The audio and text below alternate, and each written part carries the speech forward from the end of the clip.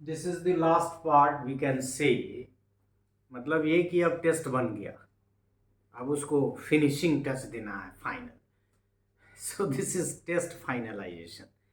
On the completion of the item analysis, only good items with appropriate difficulty level and satisfactory discriminating power are retained for the final test. मतलब final test के लिए जो हमने item select किए या retain नहीं किए उसको हटा के जो टेस्ट हुआ, that is our final test. Items are also removed or dropped due to poor functioning of distractor. और हमने बाद में आपको कह भी दिया था कि चूंकि most of the test standardise जो होते हैं उसमें मल्टीपल चॉइस आइटम्स से ही स्टैंडर्डाइजेशन में सहूलियत भी होती है और करते हैं. तो इस दृष्टि से टेस्ट डिस्ट्रैक्टर आइटम एनालिसिस का एक इंटीग्रल पार्ट है. हमने देखा कि difficulty level, discriminating power, internal consistency and functions of distractor या डिस्ट्रैक्टर एनालिसिस हमने नाम दिया. सो चार के आधार पे हम आइटम एनालिसिस करके जो आइटम हमारे पास बचे उसको हमने फाइनल माना कि ये हमारे टेस्ट के इंटीग्रल पार्ट है.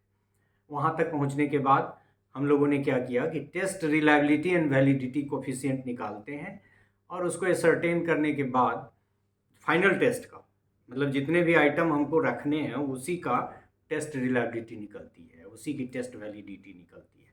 इतना करने के बाद फिर हमको norm of the test is ascertain. और जनरली दो ही तरह के नॉर्म लेते हैं, एज ग्रुप के नॉर्म को या फिर क्लास का, कि ये this test is meant for class 9th 10th and like that. और फिर ये 13 से इंटेलिजेंस वगैरह के टेस्ट में आप देखेंगे. और achievement test generally class level के आधार पे ही होता है. और इसके बाद जो लास्ट होता है वो test manual is being prepared.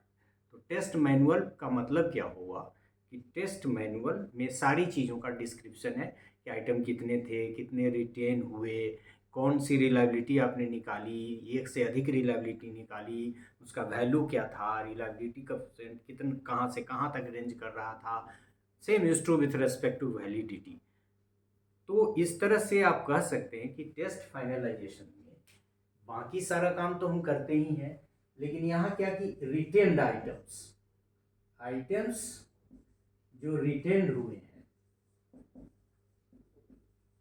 सारी चीज़ों से आइटम एनालिसिस करने के बाद रिटेन्ड आइटम की रिलायबिलिटी निकालते हैं, वैलिडिटी निकालते हैं, फिर यूजेबिलिटी तो चूंकि देख ही चुके हैं.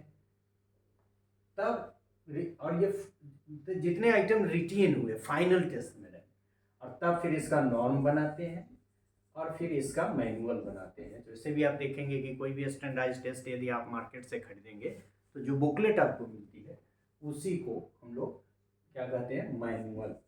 मतलब वो हेल्प करेगा कि इसको कैसे यूज़ करना है या फिर उसके बारे में कोई विस्तार से जानना चाहे. So that will help you to understand as well कि टेस्ट स्टैंडर्डाइजेशन हुआ कैसे है. So this is all about this part, that is test finalisation, जिसमें रिटेन्ड आइटम्स की रिलायबिलिटी निकालनी, वैलिडिटी निकालनी, नॉर्म की चर्चा कर देना है और फिर उसका मैनुअल बना देना है.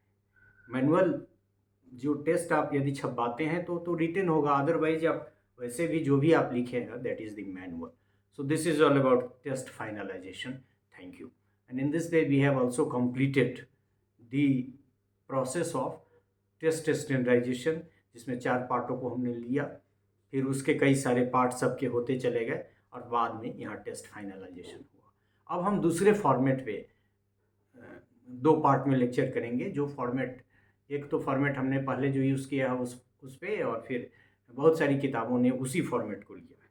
हमने जो लिया था प्लानिंग, प्रिपरेशन, ट्राई आउट और ये इवेल्युएशन, उसके इतर उसी चीज़ सबको दूसरी तरह से लोग लिखते हैं, उस फॉर्मेट पे विचार करेंगे. So this is all about this test finalisation as a part. Thank you.